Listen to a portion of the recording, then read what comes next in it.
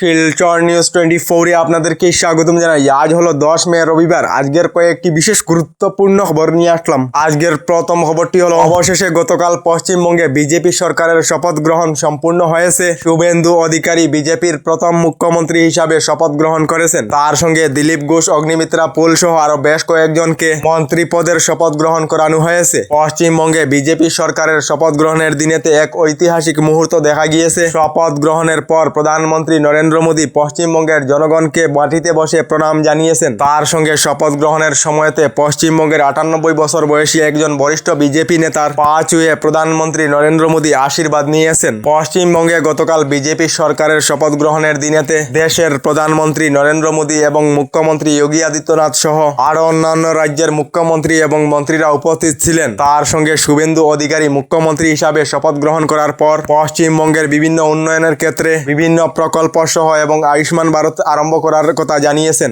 তার সঙ্গে শুভেন্দু অধিকারী জানিয়েছেন, আমি এখন পশ্চিমবঙ্গের মুখ্যমন্ত্রী হিসাবে দায়িত্ব নিয়েছি, যার ফলে আমি একটিও বিতর্কিত কথা বলবো না। আমি মুখ্যমন্ত্রী, এখন সকলের পশ্চিমবঙ্গের শুধু উন্নয়নের কথা নিয়ে চিন্তা ধারণা রয়েছে বলে মন্তব্য করলেন পশ্চিমবঙ্গের নতুন মুখ্যমন্ত্রী শুভেন্দু অধিকারী বলে খবর এসেছে।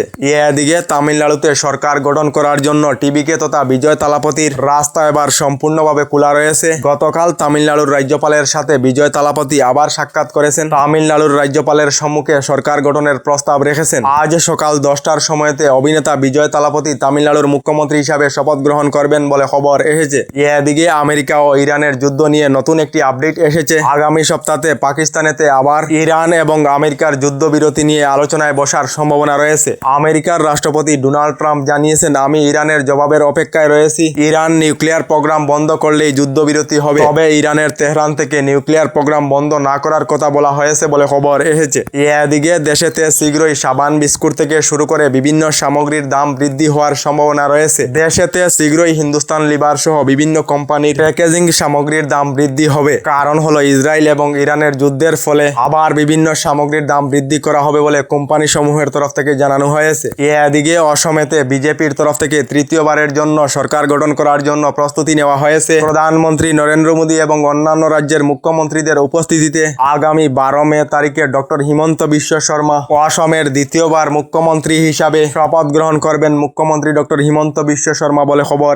এদিকে অসমবাসীর জন্য এসেছে একটি ভালো খবর। এবার অসমবাসী লাভ করবেন বিনামূল্যে এলপিজি গ্যাস সিলিন্ডার। দুর্গাপূজা এবং মাঘ বিহু উপলক্ষে রেশন কার্ডের মাধ্যমে উজ্জ্বলা যোজনার অধীনে গ্যাস কানেকশন থাকা প্রতিটি পরিবারকে বছরে 2টি করে বিনামূল্যে গ্যাস সিলিন্ডার প্রদান করা হবে বলে ঘোষণা মুখ্যমন্ত্রী ডক্টর হিমন্ত বিশ্ব শর্মার। নতুন সরকার গঠনের পর রাজ্যবাসী লাভ করবেন এই বৃহৎ সুবিধা। নির্বাচনী প্রচারেতে দেওয়া সকল প্রতিশ্রুতি একটি একটি করে পূরণ করা হবে বলে জানিয়েছেন মুখ্যমন্ত্রী ডক্টর হিমন্ত বিশ্ব শর্মা।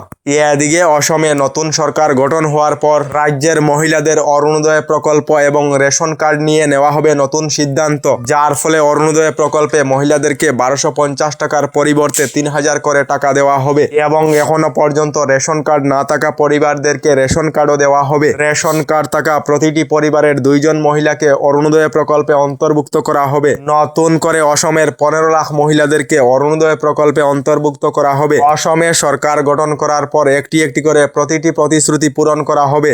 আগামী অক্টোবর মাসেতে মহিলাদেরকে বিভিন্ন প্রকল্পের টাকা প্রদান করা হবে বলে এই বৃহৎ ঘোষণা করেছেন অসমের মাননীয় মুখ্যমন্ত্রী ডক্টর হিমন্ত বিশ্ব শর্মা বলে খবর এসেছে। এদিকে এখনো পর্যন্ত সরকারি গড় লাভ না করা সকলদের জন্য এসেছে একটি ভালো খবর।